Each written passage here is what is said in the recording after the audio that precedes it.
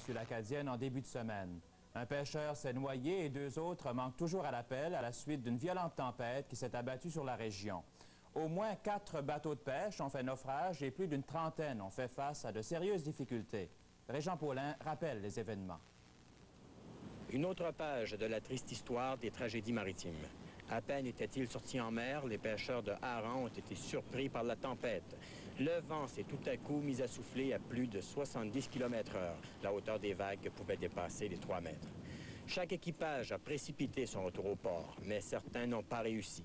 Mark Vibert, capitaine du Gary Burl, y a laissé sa vie, de même que ses 2 neveux qui pêchaient avec lui. Tragédie pour l'équipage, drame pour la famille.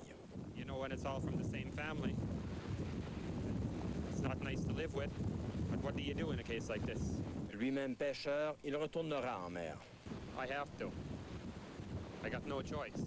L'état d'urgence a été maintenu toute la journée pendant que se déroulait ce repêchage. Une trentaine de bateaux ont dû être secourus. Ils sont tous maintenant au port. D'autres, moins chanceux, ont laissé la désolation dans leur sillage. Régent Paulin, à Miscou. La série de tragédies qui a frappé les pêcheurs côtiers depuis 1 an nous fait réaliser que la pêche est l'un des métiers les plus dangereux qui soit. Adélard Landry s'est penché sur la question. C'est dans la région de Baie-Sainte-Anne-Escuminac à la fin des années 50 que survient la pire tragédie de l'histoire des pêches en Atlantique. 35 pêcheurs de saumon périssent lorsque pris dans la tempête au large dans la nuit du 19 au 20 juin 1959. Depuis, à chaque année ou presque, la mer fait ses victimes. On n'a qu'à se rappeler le naufrage du Lady Dorian qui fait 6 morts en novembre 1970 et celui du Lady Odette qui emportait un autre pêcheur le printemps suivant. Le 5 mai 1979, le Sormani, un autre navire de la péninsule acadienne, sombre au large du Cap-Breton. Bilan, 5 disparus. L'an dernier, presque coup sur coup, 2 nouvelles tragédies frappent dès le début de la saison. À la fin avril, le crabier Martin N disparaît avec 3 de ses membres d'équipage peu après sa sortie du port de Chupagan.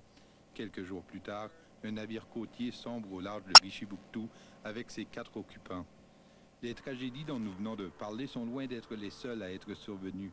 Elles représentent néanmoins à elles seules pas moins de 53 décès.